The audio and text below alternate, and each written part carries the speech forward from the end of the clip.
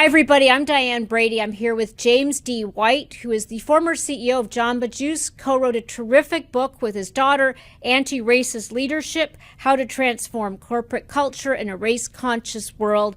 James, good to see you. I know that this book was written in the aftermath of George Floyd's murder.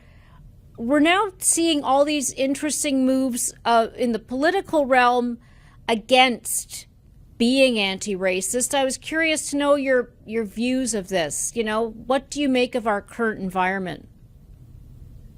Hey, Dan, thanks for having me on. We're thrilled to be able to talk about our book, Anti-Racist Leadership. Again, this book was,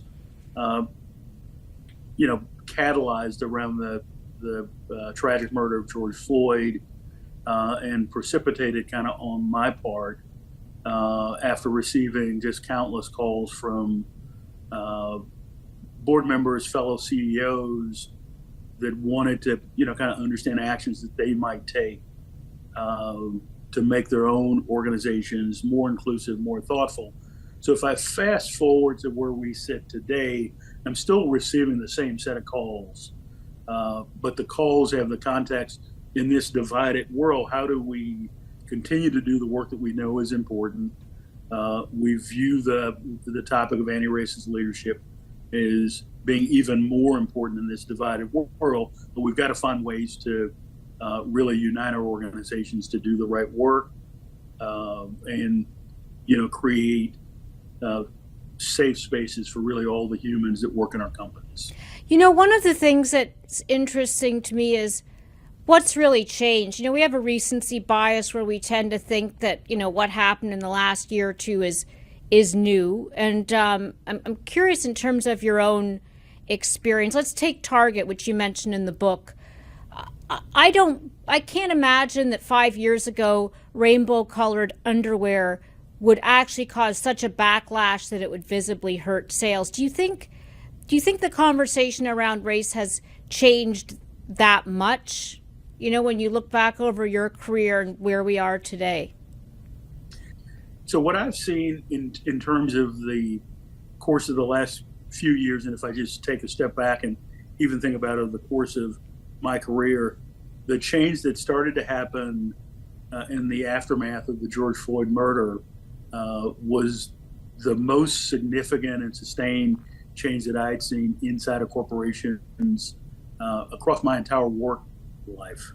And I think the pushback that we've seen over the recent last year to 15 months is because so much progress and so much change was being made. And I view the change to be generational change that will continue to move and march forward.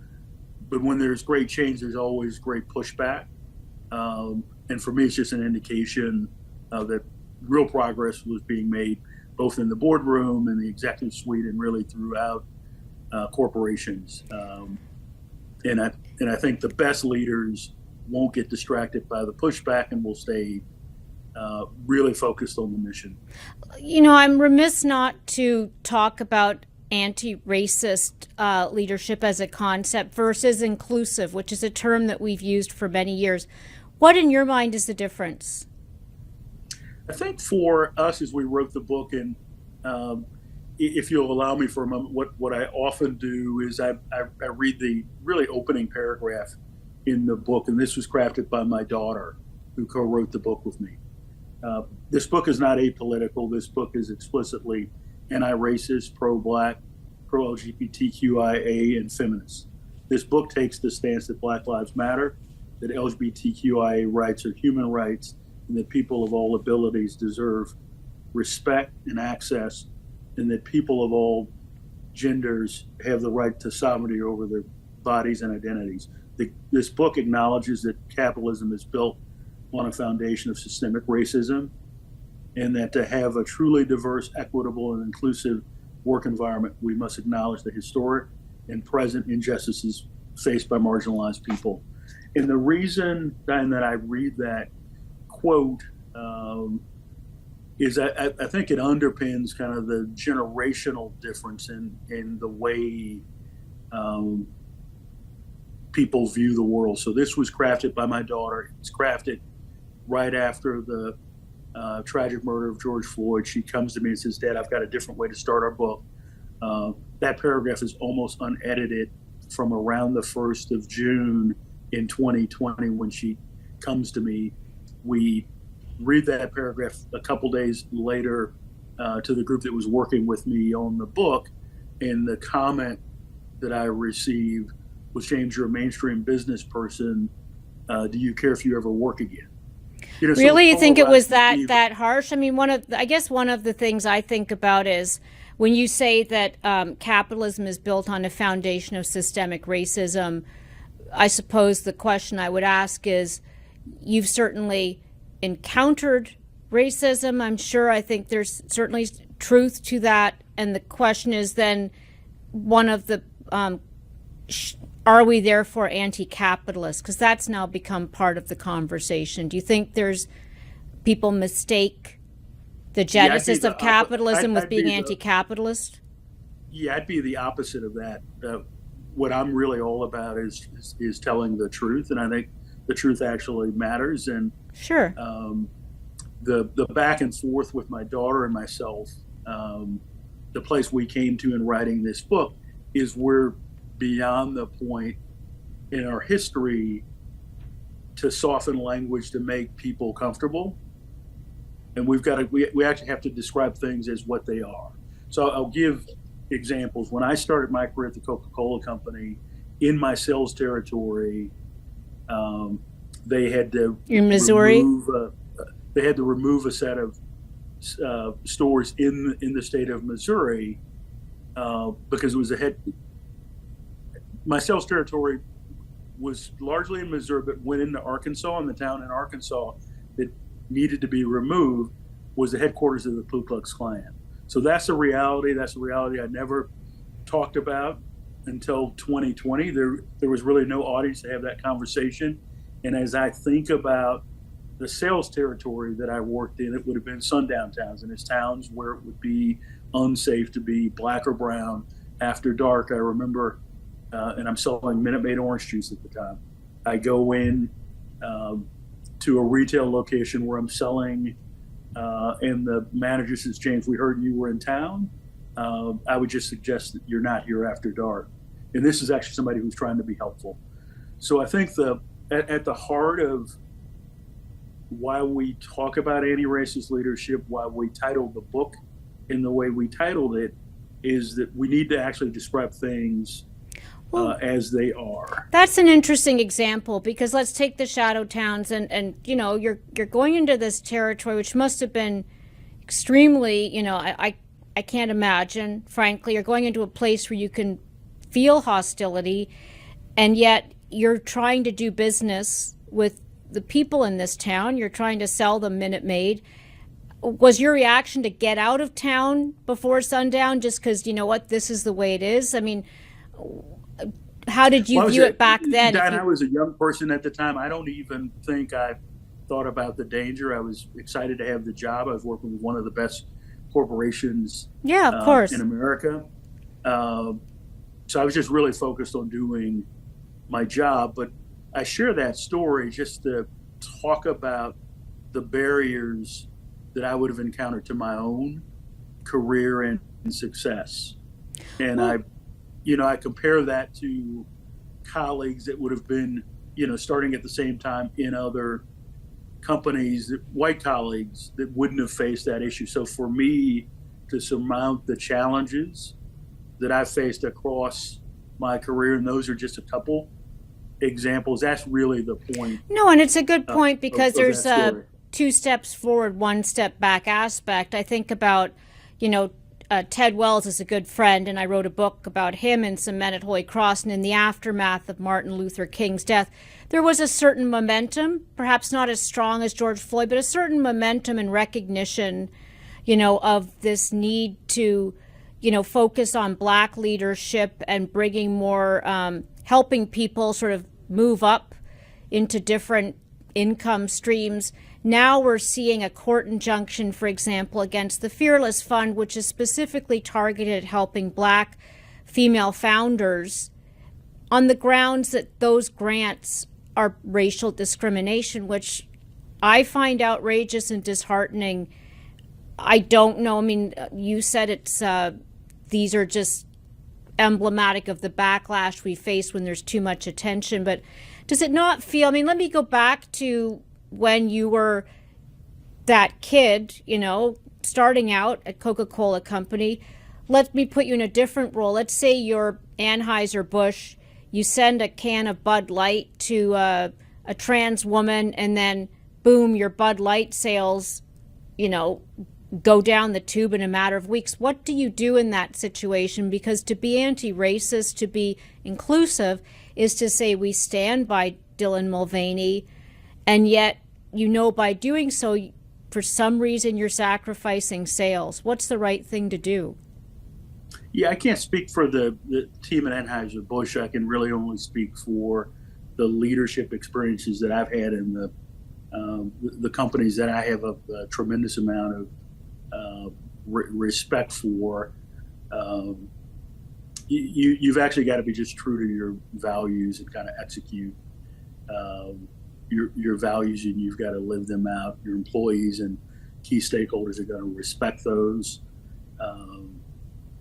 This is really not about stunts, political or otherwise. This is really about doing the right thing as it relates to humans, inclusive of both your workforce and the consumers that you serve. The book that we wrote is really about creating space for really all humans to do the best work inside corporations. And that includes how the companies show up in communities that they support and serve. Do you get asked? I sit on the board of a supermarket in the state of Missouri, Snook Supermarket, fourth generation family run business. And in the state of Missouri, the way they focus around this time is unity is power, and we stand against racism, period. And they haven't backed off of that, and that's actually served them well in the communities that they serve. Tell me a little bit about, do you think that if you were in a CEO role right now, how would you be dealing with cancel culture? Is one of it, let's take language, saying, for example, I'm going back to the statement you read at the beginning of capitalism and systemic racism. Is that you see a lot of CEOs being quieter in this environment? What's your advice to them? Is this a time to be quiet? Just do your business, be as inclusive as you can, and not be out there making statements? Well, I've certainly seen a retrenchment, for some where they're more focused on getting the work done than making, public comments. And I think that works fine. I think it depends on what business you're in, whether you can sit on the sidelines and not make comments on issues that are critical to your business. So I think it depends, and context is important. For me as a leader, when I led Jamba, there were things that were really important for me to weigh in on. Youth unemployment was one of the areas that we weighed in on. We were active participants in creating job opportunities for underrepresented minorities during my tenure there. So we focused on things that were important in the context of the running of our own business. So to be anti-racist, I think is a very overt act, as you talk about in the book. And again, I go back to a little bit about the political environment. There's been a lot of concern about decisions around affirmative action, the need to level the playing field with education. Now we've got, targeting of funds that help, in this case, Black female founders. What do you think about in this environment in terms of to what extent, to address systemic racism is a conscious act, and that conscious act has to involve, to some extent, favoring marginalized groups, Do you have a sense that it's more difficult now, or do you feel like there's a way to do it despite the blowback that we're saying? I think we've just got to be thoughtful. I mean, you're specific to your point on the Fearless Fund. I participate with a startup founder who was funded by the Fearless Fund, Yeah. and applaud all the fantastic work that they do. And there's always been versions of this pushback throughout our history. And I think, folks that are, of good conscience and are trying to run great businesses that are for all and inclusive kind of foundationally, we have to keep at the good work. And some of the pushback is just really a distraction to people trying to run good businesses. We've got the most diverse generations in our workforce that we've ever seen. We've got 4 generations in the workforce. And I'd argue that more of the next generations coming to the workforce have viewpoints that are more similar to my daughter than not. Yeah, and I think you're right. And I think companies are going to disadvantage themselves. And this is a tough time to be CEO. Yeah. There's never been a more challenging time to be CEO. But with that, really incredible responsibility, leadership courage is required. Any thoughts when you look at the political environment, since it is so divided, and obviously many people operate blue states, red states, big cities, small towns. How do you navigate that right now, especially when there's a concern about an overt legal challenge, not just consumers grumbling? I think the best leaders really find the things inside their own companies that unite them. And they use that as the true north that kind of guides them what they actually value in the business that they're running and the stakeholders that they serve. And, for me, that was always the way I operated, and, kind of future focused and try to let the distractions and the noise sit somewhere on the outside of how we operated the companies, at least that I was a part of. And my values never wavered, never changed, and was always really very focused on always building more inclusive environments, more inclusive companies, because I felt in my heart of heart that would advantage the businesses that I work for. And I think most of the places that I had stops on this journey, I think, my track record speaks for itself. Yeah, no, I think it does. And do you think that race, maybe it always has been weaponized? I mean, I'm thinking of, you're not a pundit on Trump, but certainly during his current, civil fraud trials, he's been accusing the Attorney General of New York of being racist. Maybe that's just par for the course when you're angry at being charged. But when you think about how race is talked about in the political context now, how do you view it? Yeah, I think for me, I stay out of politics unless it impacts the businesses. But it is impacting businesses now, isn't it? Yeah, in states like Florida. I mean, so set the Trump thing aside, I don't really have a viewpoint on that. But some of the policies in a state like Florida that is very important for most businesses is just a little bit problematic. So what would you do? A company or your CEO. Do you have advice for people who are not even just running companies, they're running divisions, they are trying to operate businesses there? What would you be doing? Yeah, I think you've got to be thoughtful, but you've always got to live to the values of your particular company. And I think the current leader in place at Disney absolutely did that. And I think, as we look back on what happened in that state, 4 or 5 years from now, we'll actually see the benefit of that approach. He was unwavering on what the values are of the company.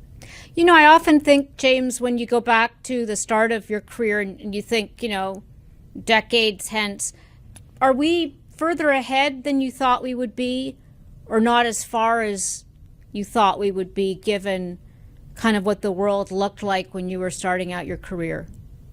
Well, I tend to be an optimist. And in some ways, if we would have had this discussion even 18 months ago, I would say we were making just really monumental progress. If I look at the diversity in the boardroom, and that's another place that I spend a lot of time, trying to create more inclusion in the boardroom. The pushback that I've seen over the last 15, 18 months has been violent, but it represents the fact that I made this point earlier, that significant change is being made. There'll be another generation of leaders that I think will be more thoughtful.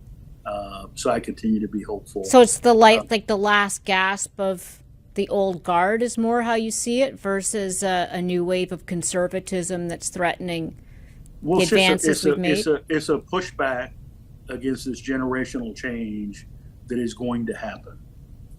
Yeah. It's happening. And the best leaders get that. The fact that we've got more women in leadership gives me great hope that we're going to see significant change. Is there a way? One other question I had was, especially because you're somebody who went into these, hostile environments and did very well. How do you bring the fearful along, the people who are so fearful that they are pushing this backlash, that they see, new faces, women, etc., coming into the room and feel threatened? What have you done as a CEO or, as a pundit? How do you bring that group along? Because you can't ignore them at the same time. To your point, you can't pander. Yeah, my approach has always been, Diane, to be an inclusive leader, and that means for all. I mean, we wrote this book to build great cultures intentionally for all companies, and that includes all the humans, including white males. And one of the things that my daughter often says, if you can build processes and policies and systems that work for the most disadvantaged among us, is going to work well for the most advantaged. Yeah, it's going to work well for all the humans. So that's the way I've tried to operate as a leader. What else is on your radar that you would put on ours? Just at this moment in time, when you're looking at the landscape, if you were starting out your career, in this environment today, any advice for that next generation that's also nervous about offending anyone or causing a backlash? Yeah, I think the advice that I would have for the next generation of leaders that will run corporations is culture really matters. You either have culture by design or default. And if you can build a culture that is inclusive, that works for all the humans, you're going to have a clear advantage, building the next great company. So my advice is to, always, lead with empathy and try to think about all the humans. And you'll have a great opportunity to lead us into this next generation, and I'm hopeful. Any advice in terms of how loud to be about this? Because when I think back to the aftermath of George Floyd, there was a lot of public statements, a lot of public support. I don't hear that so much anymore. Should we? I think for me, I'm more a person of action, and I would encourage leaders just to continue to do the work, be about the action of creating more inclusive workplaces, to make sure they create environments where all the stakeholders can be best served. So it's really all about the action that people take. Great. James, thank you for joining us to talk about this, and I appreciate it.